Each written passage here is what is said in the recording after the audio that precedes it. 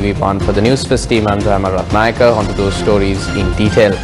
The remains of notorious underworld leader Samarasinghe Arachige Madush Lakshita alias Makandure Madush, who was shot dead this morning, were handed over to his relatives this evening. Makandure Madush was shot dead early this morning during a shootout which ensued opposite an apartment complex in Maligawatha, Colombo.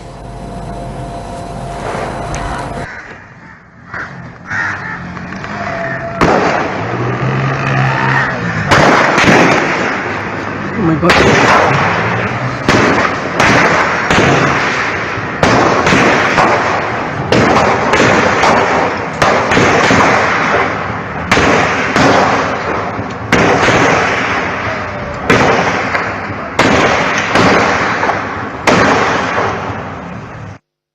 Two intelligence officers of the Colombo Crimes Division had travelled to the Lakshita housing complex in Applewatta, Maligawatha at around 12 this morning based on a tip-off received regarding a stock of narcotics. The officers who obtained confirmation of the stocks of narcotics had notified the Colombo Crimes Division on the matter. According to the police, the intelligence reports regarding the stock of narcotics had been revealed while interrogating Makandure Madush. Subsequently, two police officers had escorted Makandure Madush to the housing complex at around 2:45 a.m. Following their arrival, the group had entered the stairway of the housing complex at 3:05 a.m. While climbing up the stairs, two people who appeared from an upper floor had opened fire at the group. Although the police officers had returned fire, Makandure Madush and another police officer had been shot multiple times. The two shooters who threw a hand grenade at the police officers had then fled, leaving behind a motorbike. According to the police, another officer had sustained injuries when the hand grenade exploded. The injured police officers and Makandure Madush had then been transported to the National Hospital. However, Makandure Madush had been deceased prior to being admitted to hospital. The injured officers are currently receiving treatment at the National Hospital. One police officer has sustained injuries to his leg, while another has sustained injuries to his torso as a result of the hand grenade explosion. The shooters had left behind two Browning pistols at the scene of the crime.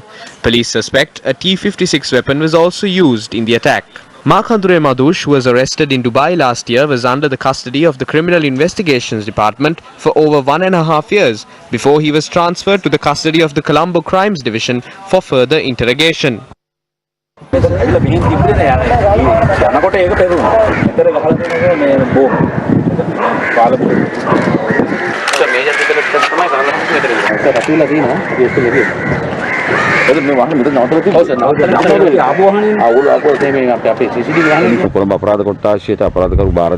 were able to discover more than 11 kilograms of heroin over a few days since he was transferred to the CCD. He was aiding our operations through the connections he had through his network, and that enabled us to discover large hauls of drugs. Based on the information he provided to us, several officers from the CCD traveled to this location. They had discovered 22 kilograms of heroin from the 10th floor of the housing complex. The value of the narcotics is around 22 million rupees. Last week, 11 kilograms of heroin worth 11 million were discovered. Heroin worth more than 33 million rupees was discovered through the information provided by Madush. Everything which was sent from Dubai in the recent past was sent through with his knowledge. He has very meticulously managed drug rackets through various means of communication. It is evident from the discoveries we have made so far, although he was under the custody of the CID, his drug ring was functioning. The house where the attack took place is one where another shooting happened a few months before. Another heroin dealer was shot dead then. This place is the prime location where leading underworld criminals such as Kanjipan Imran conducted their drug rackets. Kanjipan Imran is a hidden hand in this case. Officers of the CCD had pretended to be buyers and had lured them here. The judicial inquest of the crime scene was conducted by Halsdorf No. 4 Additional Magistrate Kanchana Niranjala de Silva. The additional magistrate also inspected the remains of Makandure Madush placed at the police mortuary. The remains will be handed over to the relatives of Makandure Madush following preliminary investigations. Meanwhile, according to police reports, the motorbike used by the shooters had been stolen from Belavatta 3 days ago. Newsfirst is in possession of the CCTV visuals of the grand theft auto. Samarasinghe Arachige Madush Lakshita alias Makandure Madush is connected to a number of assassinations and organized crimes. Key among them is the killing of former Southern Provincial Councillor Danny Hittatia in 2006. Makandure Madush was 41 years of age at the time of his death.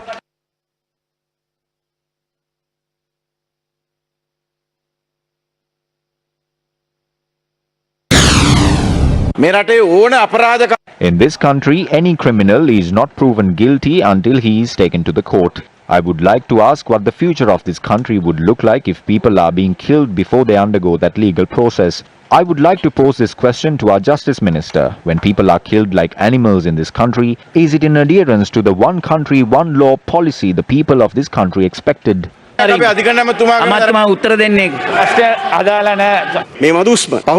Madush had called someone in Sri Lanka from Dubai. Based on the recordings of that phone call, it is evident that there are a lot of politicians who are affiliated to him.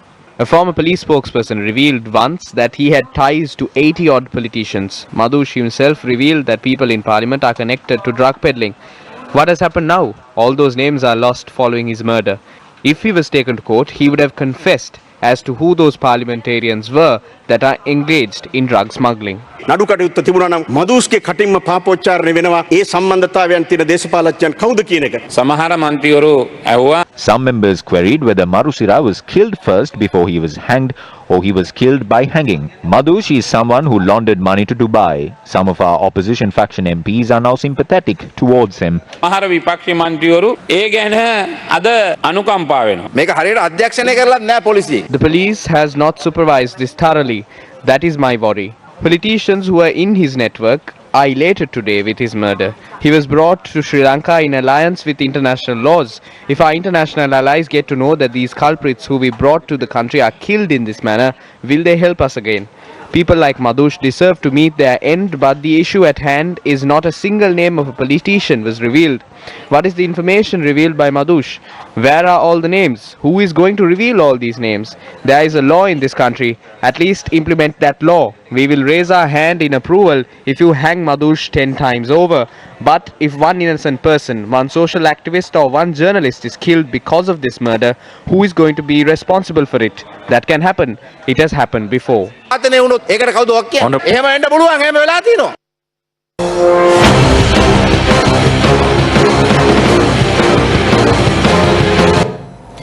The Supreme Court has determined that 4 of the clauses in the 20th Amendment to the Constitution need to be approved by a special majority in Parliament and by the people at a referendum. The Speaker informed Parliament today that the determination of the Supreme Court states that 2 of those clauses can only be passed with a 2/3 majority in Parliament if the proposed committee stage amendments are incorporated to them. Another one of these clauses can be passed by the support of only a special majority in Parliament if the amendment proposed by the Supreme Court is incorporated to it. Announcement. I wish to inform Parliament that I have received the determination of the Supreme Court in respect of bill entitled 20th Amendment to the Constitution, which has been challenged in the Supreme Court in terms of Article 121(1) of the Constitution. The Supreme Court has determined as follows. The bill complies with provisions of Article 82(1) of the Constitution. Constitution requires the pass by special majority specified in Article 82(5) of the Constitution. Clauses 3, 5, 4 and 22 in their present form are inconsistent with the Article 3 read with Article 4 of the Constitution and therefore require approval by the people at a referendum by virtue of the provisions of Articles number 83. However, such inconsistency in clauses 3 and 14 would ease by amending in accordance with the proposed committee stage amendments and the inconsistency in clause number 5 would cease if clause 5 is suitably amended specified in the determination.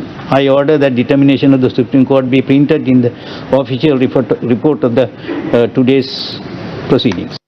The third clause of the 20th Amendment to the Constitution amends the Article 33 that enumerates the duties, powers and functions of the President. However, the Supreme Court has determined that a change to this article would require a referendum. The Supreme Court added that, however, the inconsistency would cease if Clause 3 is amended in accordance with the proposed committee stage amendment and thereafter could be passed with only a special majority in Parliament. The 20th Amendment in Clause 14 proposed for the President to be vested with the power to dissolve Parliament 1 year after the first sitting. At the onset of the hearings, the Supreme Court was informed that this time period will be increased to 2.5 years during the committee stage. The Supreme Court determination states that Clause 14 in its current form is inconsistent with Article 3 read with Article 4, and adds that, however, if the proposed committee stage amendments are incorporated, the inconsistencies would cease. Clause 5 of the 20th Amendment proposes the repeal of the provision that allows the court to hear fundamental rights applications against the actions of the President. The 19th Amendment to the Constitution introduced this provision, and the 20th Amendment proposes to repeal it. The Supreme Court determination states that this clause is inconsistent with constitutional provisions and thus need to be passed by a two-thirds majority in Parliament and a referendum. The Supreme Court has also held that Clause 22 also be passed at a referendum. Clause 22 sought to remove the sanctions on any public officer, any employee of a public corporation, business or other undertaking vested in the government or a company in which the government holds more than 50% of shares for their failure to comply with the guidelines issued by the National Election Commission. Besides the committee stage amendments that were submitted to court by the Attorney General, the government announced more amendments to the bill following the cabinet meeting yesterday. These amendments include increasing the number of justices in Court of Appeal and the Supreme Court. The urgent bills provision in the 20th Amendment is to be limited to bills concerning national security and disasters.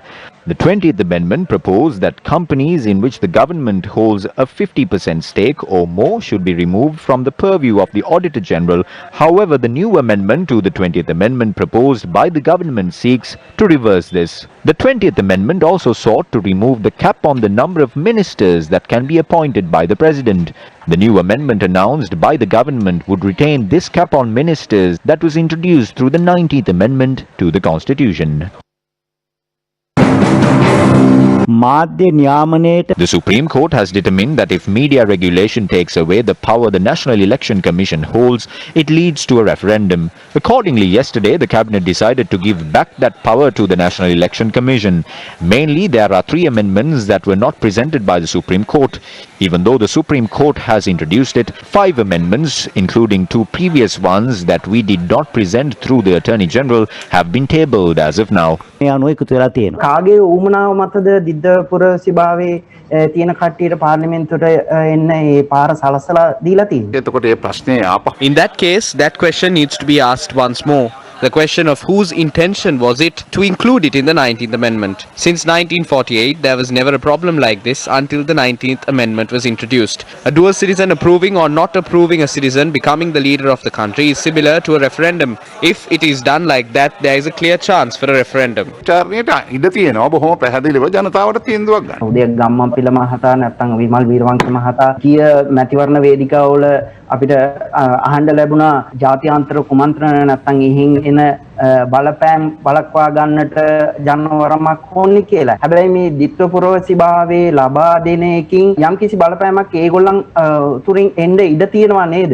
ඒ පිළිබඳ ඊයේ දීර්ඝ Discussions regarding this was in Cabinet yesterday as well. There are more than 48 hours to discuss this matter. Most of the proposals we submitted has been approved by the government. මේ ප්‍රශ්නේ පමණයි ඉතුරු වෙලා ආණ්ඩුවට 100%ක් විශ්වාසයක් තියෙනවද 3න් 2ක් තියෙනවා කියලා විසින සංශෝධනය සම්මත කර ගැනීමට එහෙම තමයි ඔබතුමාට බලතෑගෙන තව පැය 48ක් ගැන ඔබතුමා කතා කරේ මං කියනකට වඩා හොඳයි පැය 48ට පොඩ්ඩක් ඉවසගෙන ඉන්න. Meanwhile, Minister Vimal Veeravansa further reiterated that they cannot be satisfied regarding the clauses about the dual citizenship. He met with the Sri Lanka Communist Party today, who have a seat in parliament in the ruling party, and had a discussion. We are not satisfied with the obstacles in place to present the clauses regarding the dual citizenship into the current parliament. Therefore, we discussed how we can unite as parties and take reciprocal action and steps to discuss the issue in parliament. We also drew our attention to the global and zonal political implications for this clause.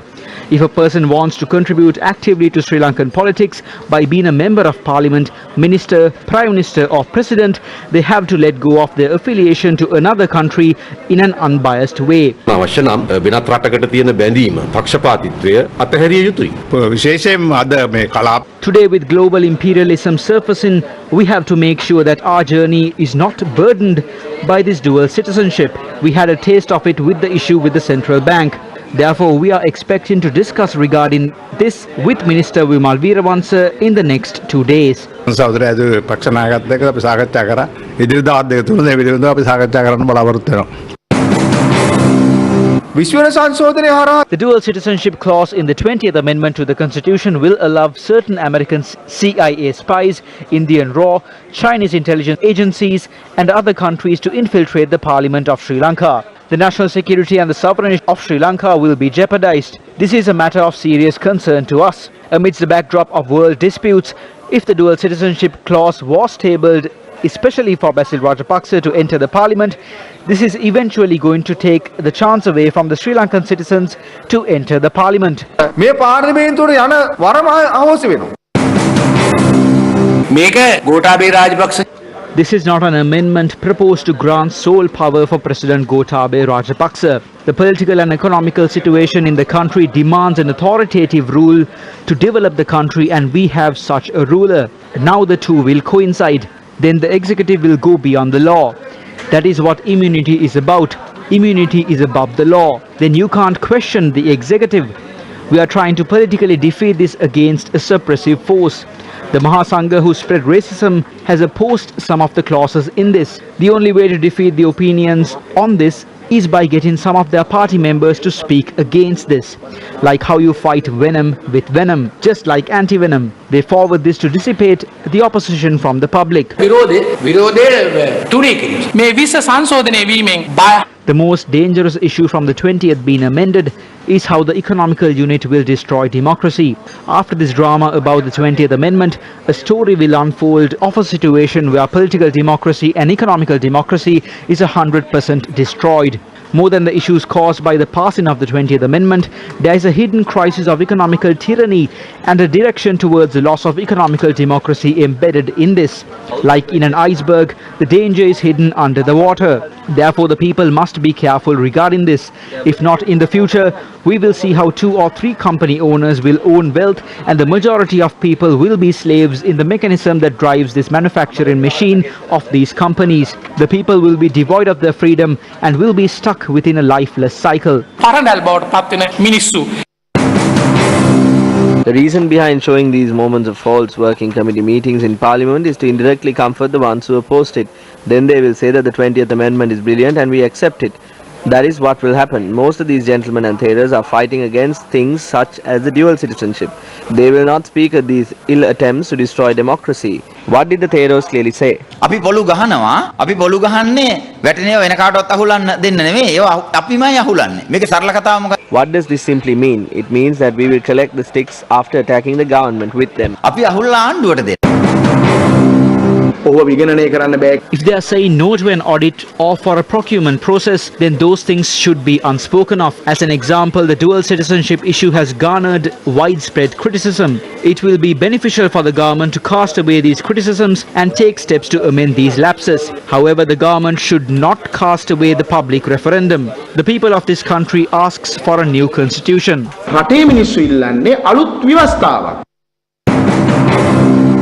Because of the internal objections within the ruling faction, the government is removing small parts of the 20th amendments so that it will have a democratic outlook. We will not agree with that. We suggest that they completely let go of the 20th amendment. What they are presenting with small amendments telling that it is designed based on the request of the public is the same old amendment. There could be 2 MPs who will keep their dignity despite the privileges they are offered. Because to pass this, a 151 is needed. The government does not have this right now. That is what we believe. Meanwhile, the UNP stated that as a means of protesting the 20th Amendment, they will postpone the filling of their seat in Parliament. After discussions, the UNP has decided not to appoint an MP from the national list for the 20th Amendment. We are protesting this from outside the Parliament. We see that there is no democracy there. The government needs the 2/3 majority. Right now, we hope to lead this fight from the outside. As a party, we decided to express our objection. We aim to conduct this fight from the outside without sending anyone into the parliament. The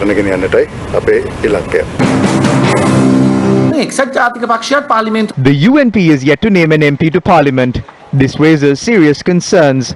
The United National Party delaying the appointment of an MP at a time when the government is making attempts to pass the 20th Amendment to the Constitution. The UNP is yet to name an MP to Parliament. This raises serious concerns. The United National Party delaying the appointment of an MP at a time when the government is making attempts to pass the 20th Amendment to the Constitution can be seen as an attempt to support the government, because it is this very team that assisted the government to defeat us at the presidential election.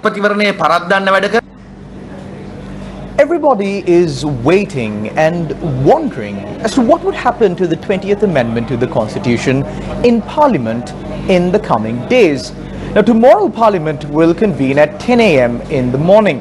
And after that, the Justice Minister will present the bill in Parliament. And then the Justice Minister will address the House. Now, Parliamentarian Imtiaz Bakir Makar will begin the debate on behalf of the opposition. The day after tomorrow, this debate will continue. Parliament will reconvene again on the 22nd of October and the debate will continue until 7:30 a.m. on both of these days. Now, the day after tomorrow will be the final day for the debates on the 20th Amendment to the Constitution, at the end of which the second reading of the bill would take place and the parliamentarians will be given an opportunity to vote for or against or even abstain from voting for this bill. Now, regarding the number of votes that are required for the passage of this bill, the special determination of the Supreme Court on the 20th Amendment was read in Parliament today. And according to the special determination of the Supreme Court, according to the Constitution, the Supreme Court cites that this bill requires a special majority in Parliament. A special majority in Parliament meaning 2/3 of the members of Parliament, including those who are not present in Parliament. Now, certain clauses in the 20th Amendment also require not only a special majority in Parliament, a 2/3 majority in Parliament, but also it requires to be put forward to the people and be passed at a referendum. Now, the government has expressed a clear stance that they do not intend to go for a referendum.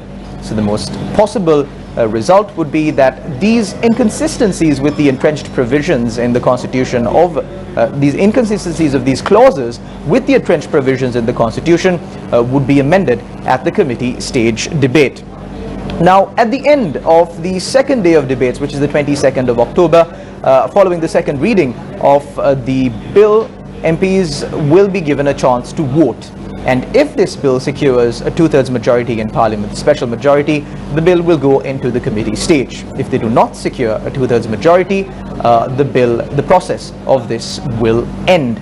Now, the opposition has prepared 57 amendments to be submitted at the committee stage. At the committee stage, amendments will be taken one by one. And really the time that the committee stage amendments will go on in Parliament depends on the number of amendments that are being considered and the debates surrounding these amendments. Now, if you remember, the 19th Amendment to the Constitution and the 18th Amendment to the Constitution during the committee stage of these bills, it took quite a long time given the number of committee stage amendments that were presented and the debates that surrounded it. So in short, to summarize, tomorrow at 10 a.m. Parliament will convene. The debates will be taken for 2 days, and at the end of the second day, a vote will be taken in Parliament. MPs will be given an opportunity to vote, and if the bill secures a 2/3 majority in Parliament, it will go into the committee stage, and at the committee stage, both the government and the opposition will put forward amendments which will subsequently be either accepted or rejected. Meanwhile, another debate ensued in Parliament today regarding the gathering of Parliament in the face of the spread of COVID-19. The Minister of Health issued an extraordinary Gazette notification on the 15th of October. The regulations regarding social distancing have not been enacted in this situation. At this moment, by not wearing the mask, you are also in violation of the said regulations. I say this with all due respect. Please ensure that the seating arrangements are made while maintaining social distancing and other health guidelines. Then we can continue this session. You must carefully read the Gazette notification. We have clearly interpreted what a public place is in the Gazette notification. The Parliament is not included in that. Before the entire country, Minister Pavitra says that different laws apply to Parliament unlike for the entire country. Honourable Speaker, we have clearly defined that the Parliament does not qualify as a public place and that outside places are only considered public spaces in the Gazette notification.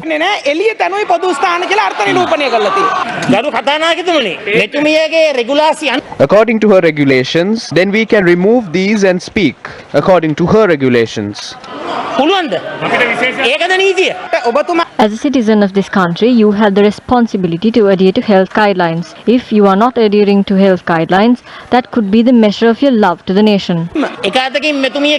On one hand, she is saying that this Gazette notification and the regulations do not apply to this location as this is not a public place. On the other hand, she is asking us to act responsibly. What is the meaning of this?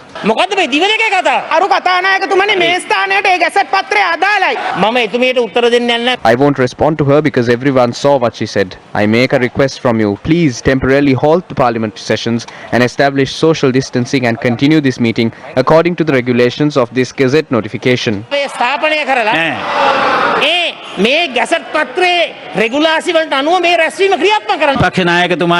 I would like to remind the opposition leader that even during the Second World War, when London was being attacked, the Parliament convened. So we will not postpone parliamentary sessions. Sri Lanka's geopolitics. US Secretary of State Mike Pompeo will visit Sri Lanka on the 28th of this month. The Ministry of Foreign Relations noted that the Secretary of State will engage in bilateral talks at 10 a.m. on the same day. The Indian Express newspaper reported today the US Secretary of State will travel to Sri Lanka after concluding a two-day visit to India. The Secretary of State is expected to arrive in India to attend the 2+2 talks, a dialogue between the defence and foreign ministers of the two nations. The Secretary of State, who will attend the decisive meeting centering Indo-Pacific policies, will then arrive in Sri Lanka, followed by a visit to the Maldives. The arrival has been confirmed now. We need to improve our country's economy. Therefore, taking that into account and also the directives of health authorities, we have decided to go ahead with this. Furthermore, everyone is now aware of the travel bubble concept. If a group is to remain in the country for 24 hours, they will be kept together and they will travel together. The necessary arrangements will be made based on the approval of health authorities.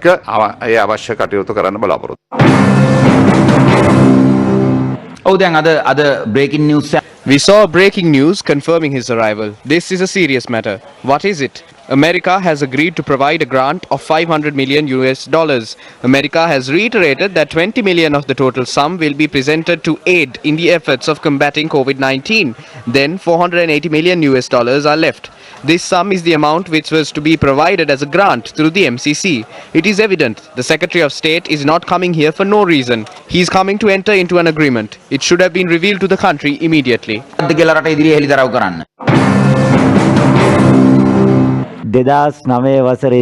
In 2009, British Foreign Secretary and Foreign Minister Bernard Kouchner arrived in the country and exerted undue influence to end the war. But the war was not stopped. We can certify that this government will not bow down to foreign influence.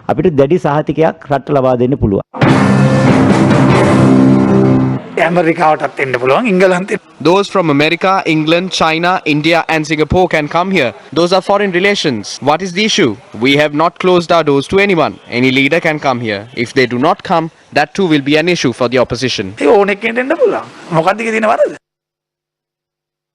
According to Reuters, 4 senior Indonesian officials have stated that Indonesia has rejected a proposal by the United States to allow its P-8 Poseidon maritime surveillance planes to land and refuel there. The proposition, which came as the US and China escalated their contest for influence in Southeast Asia, surprised Indonesia's government, according to officials, because Indonesia has a long-standing policy of foreign policy neutrality. The country has never allowed foreign militaries to operate there.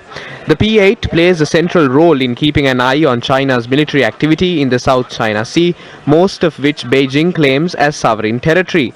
Vietnam, Malaysia, the Philippines and Brunei have rival claims to the resource-rich waters through which 3 trillion worth of trade passes each year.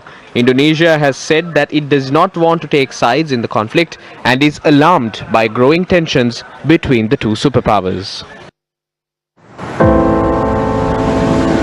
This is ours.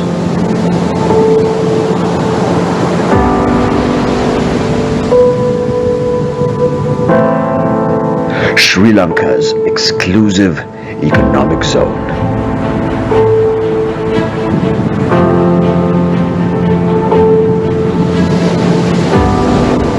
(517,000 square kilometers of beautiful open ocean. Our greatest resource. 8 times our landmass. This is the Sea of Sri Lanka.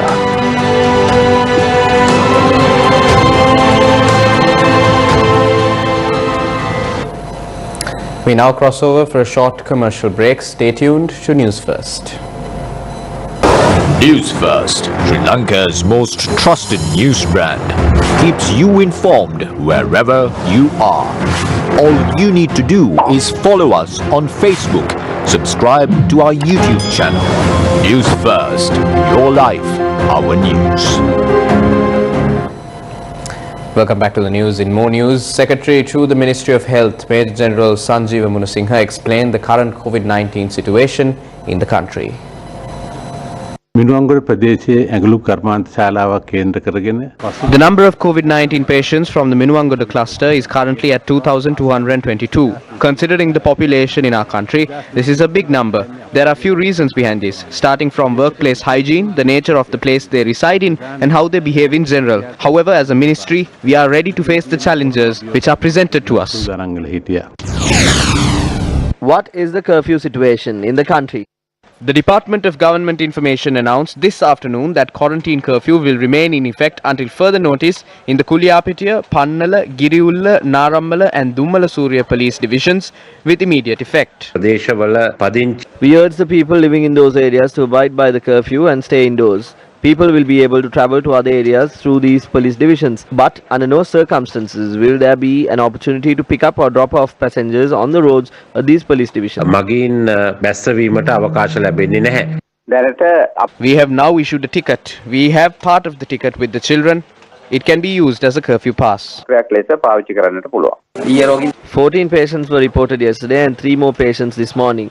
All these patients were reported as contacts of the participants at a religious occasion and a wedding in this area.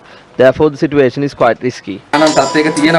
Nearly 200 PCR tests were carried out today at the Kuliyapitiya Municipal Council Stadium. Shops and pharmacies in the Gampha district reopened today after being under curfew for 3 days. Our correspondents noted that the number of people visiting the cities has been limited. There was still a shortage of goods at some Satosa outlets.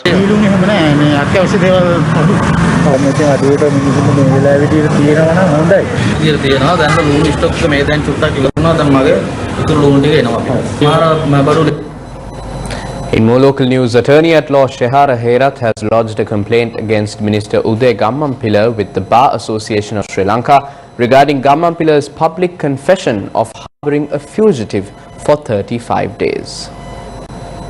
In his letter addressed to the President of the Bar Association of Sri Lanka, President's Counsel Kalinga Indathissa, he notes, quote, his statement as an attorney at law is a serious statement which brings demerit to the entire legal profession, end quote.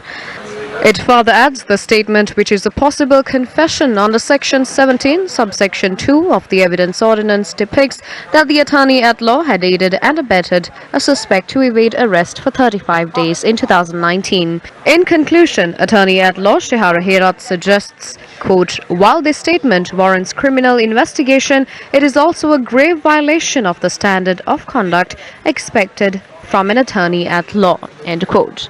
Meanwhile, speaking on Face the Nation program broadcast on TV1, senior advisor to the Ministry of Justice, President's Counsel U.R. De Silva spoke regarding the matter. Minister Udaya Gammanpilla said that they hid Madhumada Aravinda for 30 days. I don't agree with him because he's a politician and he just came out and stated in that way. It is totally incorrect. Though I think he's a lawyer also. So, Mr. Silva, are you trying to say that Udaya Gammanpilla, hiding Madhumada Aravinda is totally false? No. What he said was not correct. I said if he has done so, it is not proper. It's a crime. He too should be. That's right. Like the way that the other people were taken into custody, the police should consider that factor also, because it's coming from the horse's mouth itself. Him saying that he hid. It's an admission. Kept Madhumada Aravinda in his residence, so the police couldn't arrest him. Yeah, that's what that is saying. Police can consider whether he can be taken into custody for harboring a person when that particular person is wanted by the police. Now he was not. Do you think Mr. Silva action would be taken against Udaya Gammanpilla for making the statement? Because now he's a powerful minister. My question is not that. What I say is, you can advise. Deshamanya Bradman Veerakoon, who served under 9 heads of state during a 5-decade-long career of exemplary public service, celebrates his 90th birthday today. Newsfirst Sonali Vanikabaduge filed this report. Born in 1930, Veerakoon obtained his primary education at Holy Cross College, Kalutara, followed by St. Thomas's College, Gurutalava. He obtained a Bachelor of Arts degree in Economics and Sociology from the University of Ceylon and was awarded a Fulbright scholarship to study at the University of Michigan. He joined the Ceylon Civil Service in 1954, eventually working his way up the hierarchy of the civil service to reach its utmost peak. He served 7 prime ministers and 2 presidents on national and international platforms. Throughout his illustrious career, Veerakoon has been recognized as a true pinnacle in conscientious public service. On the eve of his 90th birthday, Deshamanya Veerakoon was also awarded a Lifetime Achievement Award as a hero of humanity by the Visioneers International Network. Yesterday, I caught up with this amazing personality. In your writings, you refer to 7 principles of public life: selflessness, integrity, objectivity, accountability, openness, honesty, and leadership. I'd like to juxtapose this with present-day governance, where we most often see brazen thuggery or a lack of conscionability. How must we now fix the system? These are the ideas of leadership that I tried to enumerate.